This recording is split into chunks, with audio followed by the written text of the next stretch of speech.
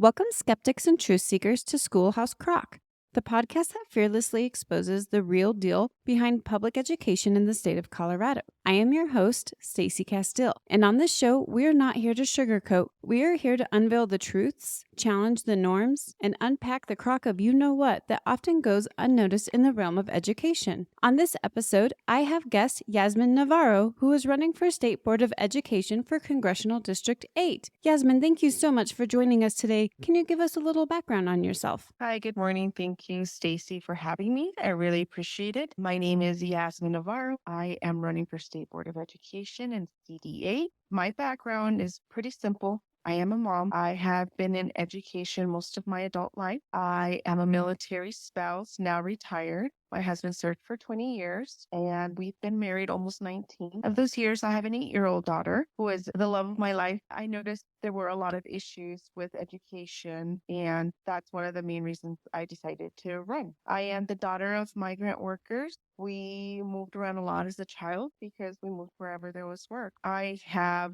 served my country in the State Department. Well, alongside my husband, who is the Marine. I worked in education sectors while I was abroad, helping American State Department families navigate educational options that were available to them in the country, which was interesting. I absolutely loved it. It just brought so much perspective when it came to comparing the American school systems and, other country school systems. So that was an awesome opportunity for me. I am a person who is deeply devoted to education, not only because I have a small child in our local education sector, but because I had to learn English being the daughter of migrant workers. And I was a child of the ELL services. And now I am an English major myself. I have a BA in English and I have a master's in public administration. I push education so much.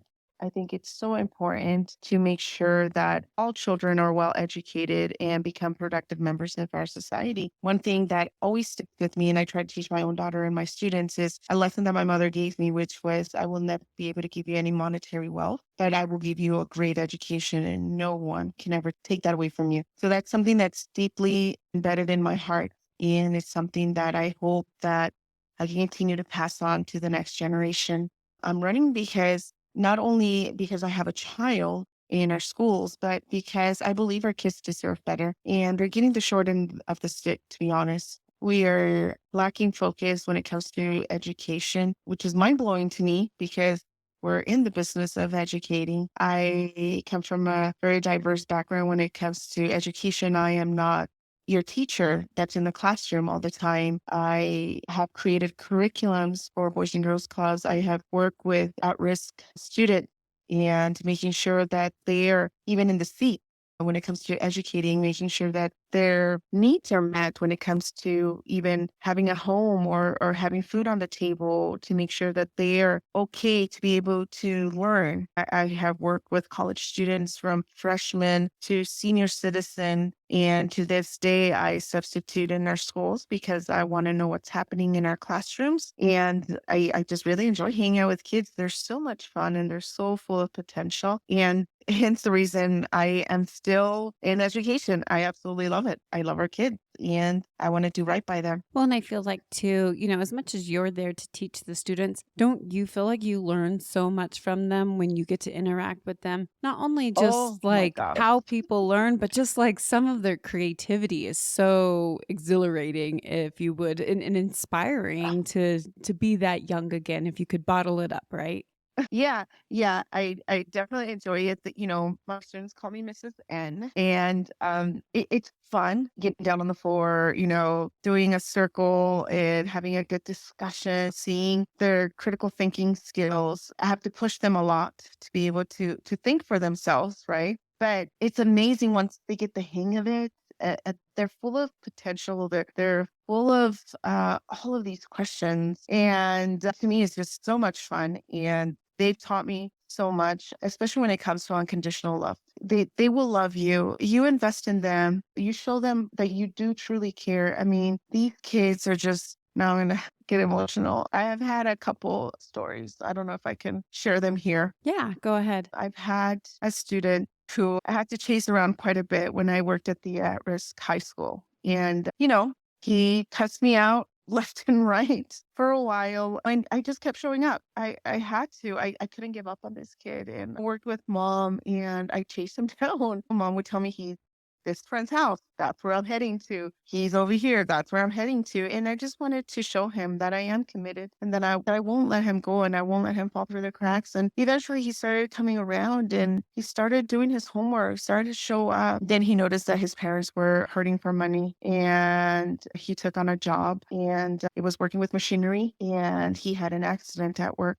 He lost 3 fingers on his right hand and he got sent to Denver. So I got to go and see him in the hospital. He was, absolutely devastated. I can't blame him. I can't even imagine such a young man. And then we had to start kind of all over because he wanted to give up on himself. And Yeah. I'm very thankful that we were able to get through it again. And he was able to graduate. He graduated from high school. And that was just unbelievable how amazing this kid was that he could do this. And I knew he could do it, but the work came from him. I'm so blessed that I get to do things like that I could be there for my student. I've also had a student that was doing drugs and doing all this stuff. And again, you show up for these kids. They will show up. They will show up for you. They will do what's right. And they see that you do care. It turned around for him. He started coming to school. He'd always call me Miss.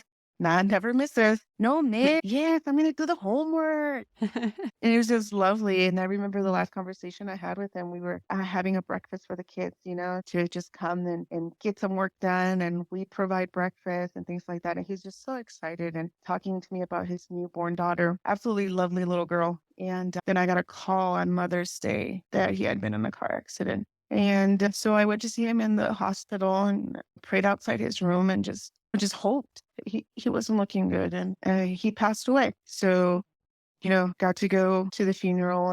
That it's so nice to see teachers that are willing to put in this time and dedication to the students because you're absolutely correct. They do need this. They do just need Yep. someone to show up for them. And whether Yes. their parents are not able to, right, because they're working full time, they've got their own Mm-hmm. traumas that they're trying to work through, like whatever the reasoning that their parents can't be there for them. When you have a teacher that shows up for you, that can be the biggest game changer there is. It is. I remember as a child myself, I had teachers show up for me because my parents couldn't be there. And I don't know where I'd be if they had not invested in me. And I know it takes a lot of time and a lot of effort and a lot of time that they don't get paid for. These teachers are unsung heroes. They really, truly are. God, I can't speak more highly about teachers. They are just most amazing creatures that walk this planet, let me tell you. And the way they invest in our children it's absolutely mind-blowing to me. The love, just the love that they give to children it's beautiful. Definitely. So I do know that this is not your first campaign. Is that correct? That is correct. I ran for my local school board here in Thompson School District, and it was absolutely amazing to see how people reacted towards me. And I got to meet all people from all walks of life, got to hear all of these beautiful stories, and got to work with amazing people on my slate. It was an amazing experience. I did not win. It was very difficult to run against people that had a lot of monetary financial. Yes. However, the way I see it, I ran a clean race. I ran for what was right, for my own values, for my students who were watching this race very carefully and would ask me all the time how it was going. And I'm just um, thankful for everyone that invested their time and talent and treasure in my campaign. I truly, truly am a blessed person, and I've made lifelong friendships from this, and I've learned so much, so much. Most definitely. And I think too, like when you talk about getting to meet people from all different walks of life, when I was running, I really felt like I was exposed to situations that I would never have even thought of. And so it exposed a lot more to me that I wasn't aware. No, I definitely agree. And that's one of the main reasons I continue to substitute teach in our local school district is because of that. They can tell me everything, but unless I'm there experiencing it myself and seeing what's truly happening within the classroom walls, I will never have a full grasp of that understanding, that knowledge. So I think it's very important, like you said, Stacy, that if you are presented with all this new information that you were not aware of, but now, when right? Yep. You can actually do something about it. That'd be a great opportunity to take on to work with the school. There's definitely ways to get creative, and it just opens up a new world of possibilities that you can support your school in that sense and support your students. I agree. That I think it really just forms this closer community too, right? Like if hmm you have to hmm rely on your community. And so this just creates such a better sense of community and willingness to, help a friend out. Agreed. Agreed. There was this one place that's so near and dear to my heart where I spent a good, 4 years of my life. Is one of the places I stayed down the longest when we were children. And it truly was a community. I mean, you look out for each other. You want the best for your community. You want the best for your neighbor. And I remember one Christmas, my parents had no work. They got laid off and stuff. And they didn't tell anybody. They're very proud people. And they just kept telling us, getting us prepared, like, hey, there's not going to be Christmas this year. We'll be lucky to have food on the table. I grew up like that. That's some of the earliest memories I remember is we didn't always have much. Yeah. And so I'm the oldest, so I had to put on a brave face for my siblings and things of that nature. But you know what? Christmas Eve, someone knocked on our door. We never saw who it was, but it was a whole Christmas Eve feast for our family. I mean, we were just absolutely shocked. The next day, Santa showed up at our door and he brought presents to us children. And this is what I mean. Our community is so important, especially for kids to this day. That has always stayed so deeply in my heart that I try my hardest to make sure that if I am aware, no child is ever going to go hungry Yeah. around me, period. And it's something that I teach my own child. We need to take care of each other. We truly do. I agree. Welcome back. I have Yazmin Navarro here with me today, candidate for State Board of Education for CD8. Now, Yasmin, I feel like the role of the State Board of Education is actually not very well known. I feel like this race is actually not very well known and doesn't get as much hype, right, as congressman or Yeah, senator or president, some of those bigger elections. And correct. so, could you explain to the listeners what the role of State Board of Education does? Definitely. One quick thing is I always tell people that yes, it is not a well-known race. However, it is so vital because unless we have a good education system where we're educating children to be these amazing, productive members of society with critical thinking skills, just this knowledge, we will never have good candidates to run for president or Congress or anything like that. So it is a very important race for sure. Um, 100%. yeah. So, State Board of Education to provide Colorado's children equal access to quality, through well-rounded educational opportunities and a safe and civil learning environment. All children in Colorado are supposed to and will become educated and productive citizens. So they have different, duties with the Colorado State Board of Education. They're supposed to be providing educational leadership for the state. They employ personnel of the Department of Education. A big one is they approve the Department of Education budget. You know how we're always complaining that there's no money. Yes, That's what they're yes. supposed to be doing. They're supposed to make rules and policies that govern the Colorado Department of Education, which is public education that includes pre-kindergarten, so like pre-K through 12th grade, adult education, public libraries, things of that nature. They also accredit public school districts. And they have so many things that they actually do. They exercise judicial authority with regard to appeals by charter schools. I don't know if many of you know that we just had a big charter school bill that was put in committee, and there was so many people that showed up to speak against the bill because it was not charter school friendly whatsoever. And that's kind of their bread and butter. They deal with the budget when it comes to education. They deal with approving, like I said, the school board If they work with libraries, they make all the rules and regulations and all that for education from pre-K to 12th grade and adult education. So it is a very, very important job. That's the best way to say it. It's a very important job. It affects all of us. A kid, adults included, these kids are going to be running our country sooner rather than later. So you want to make sure that we have a good educational base for these kids. So it's a Definitely. very, very vital part of our government.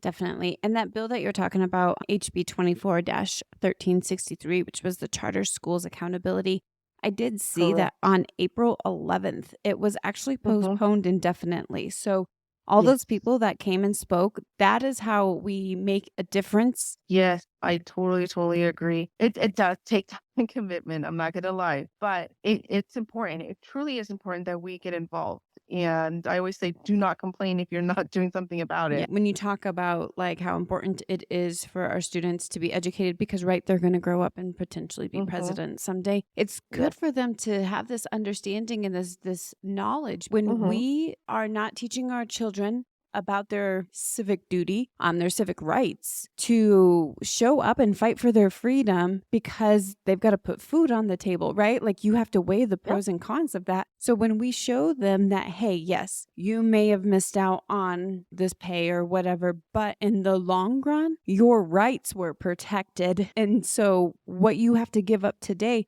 is going to be better tomorrow when you aren't being forced to live under conditions or abide by rules that actually hinder your freedom. Correct. So I know that we typically talk about things that are going wrong, but I'm going to mix it up a little bit. What do you think is currently the best thing going for education in the state of Colorado right now? Oh my gosh, our teachers. Like I said, I will never get tired of,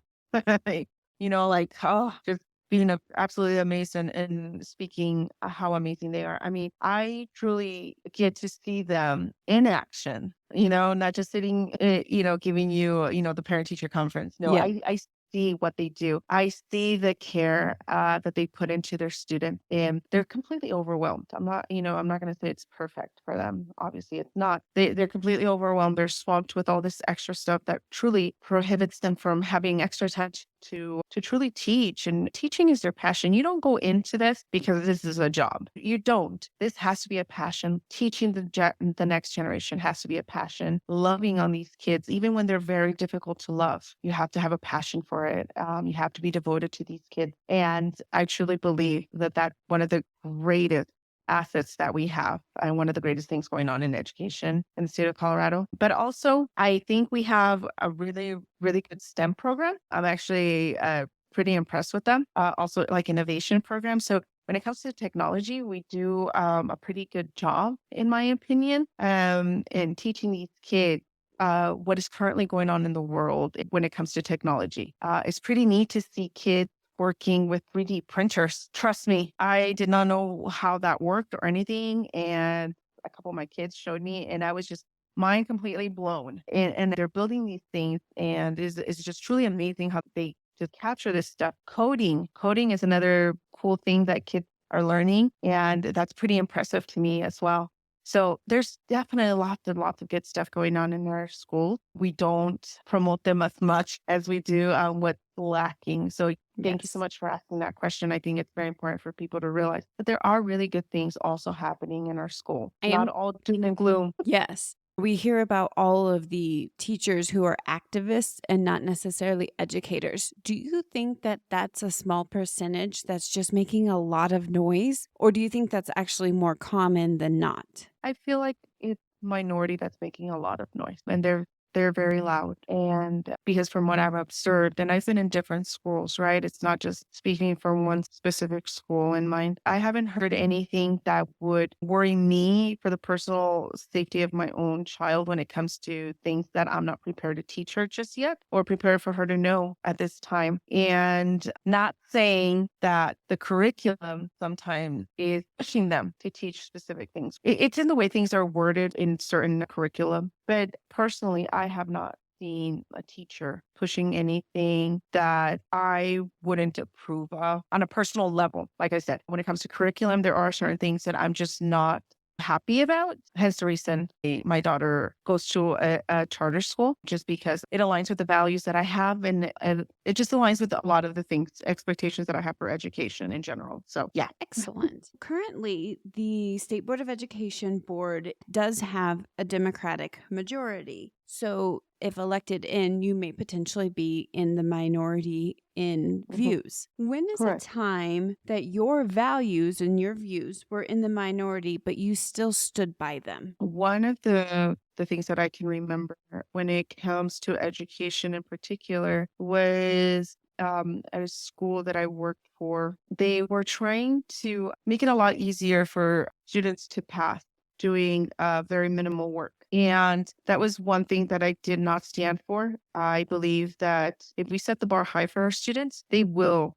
get to it. We need to show them that there are expectations. This is not real life. And I got a lot of pushback on it because I was one of the only homeroom teachers pushing for a better standard when it came to a more rigorous curriculum and just making sure that my students were actually doing the work. And eventually they came around. They didn't come around as much as I'd like them to. They were mad. But let me tell you, a lot of my students graduated and they were prepared for college. I can't say the same for everybody else. So students, but my kids were. So that's definitely something I was very proud of. Still to this day, I'm very proud of. If you don't set the bar high for kids, you know what's going to happen to them. I mean, we all know this. However, on a personal level, you're teaching these kids that, well, we don't think you're smart enough to achieve this goal. So here, just do the bare minimum and you'll pass. No, I expect a lot because I know a child's full potential. I know they can achieve it.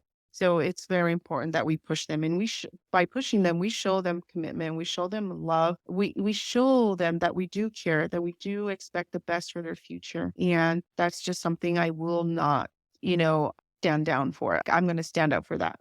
That's just a personal belief of mine, and I think it should be a belief of everybody, but to each their own, because this is mine, and I'm going to push for it very, very hard. I just don't give up on students. Period. I don't give up on kids. No one should. Well, and I think one of the things too is like when you're in the minority, it's harder to stand up. But what the reality is that I don't really think that our views, I don't even know if we necessarily want to get into like party affiliation Yeah. views, but just like a conservative fighting for the child and what's right for the children, what is going to prepare them the best for the best life that they can live. More people want that. But I think that they're afraid to stand up and to say, wait a minute, no, because they don't want to rock the boat. They don't want to be disruptive. They don't want to be looked at like a problem person that's just Mhm. trying to create issues or make a big deal out of nothing, right? And so I think like when even in a situation where you are the minority, when you're willing to stand by your values, I think it empowers and encourages more people, more adults, more students who are seeing this saying like, wait a minute, this isn't right. And we need to say something about it, even if nobody else in the class agrees.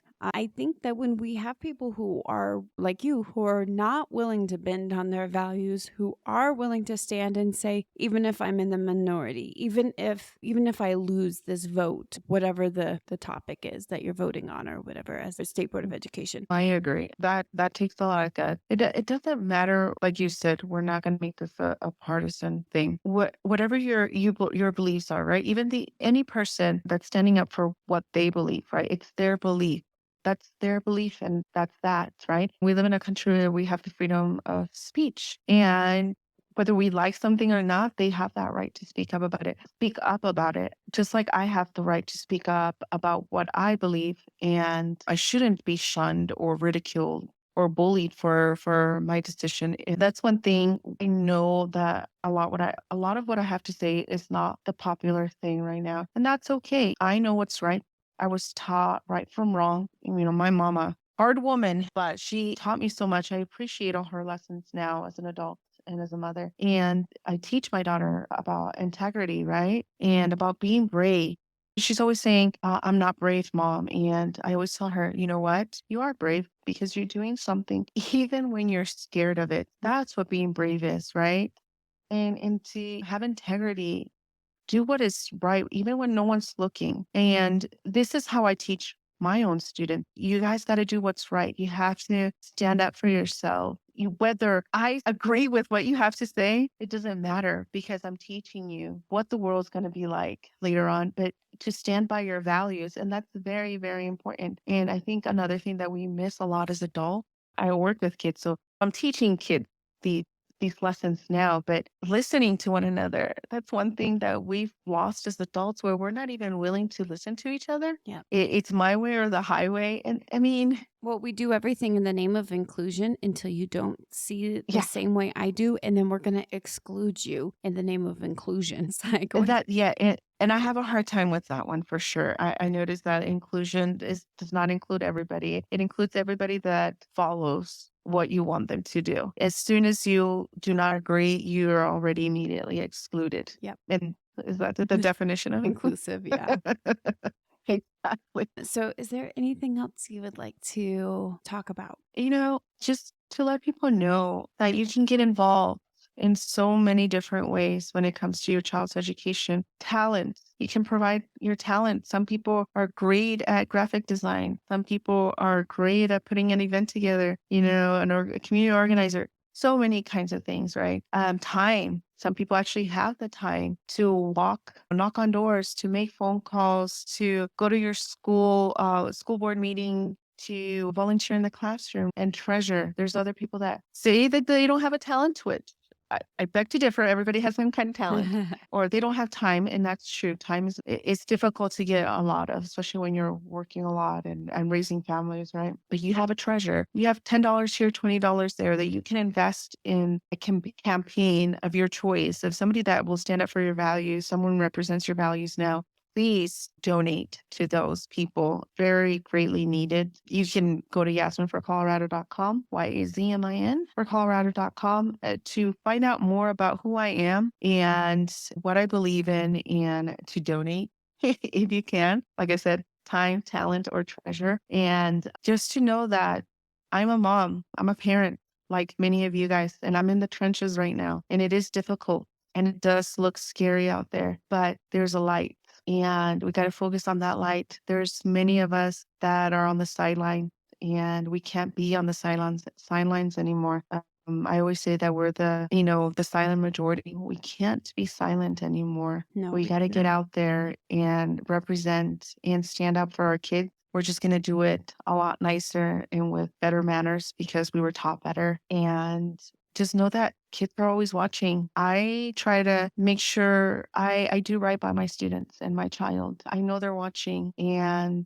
they know my heart and they know I'm doing right by them. So that's all I need. I don't care what anybody is going to say or has said about me. I care about my kids and I care about Colorado's kids. And that's why I'm running. I'm going to make sure that I give it my all to make sure that they have a better future than what we're giving them now. Thank you so much, Yazmin, for joining me today. I really appreciate it. And again, can you just give your website one more time? And I will include it in the notes of the episode too. Yeah, it's Yazmin, YAZMIN for Colorado.com. Perfect. Thank you guys so much for joining us this week. And we will see you guys next week. Have a great day.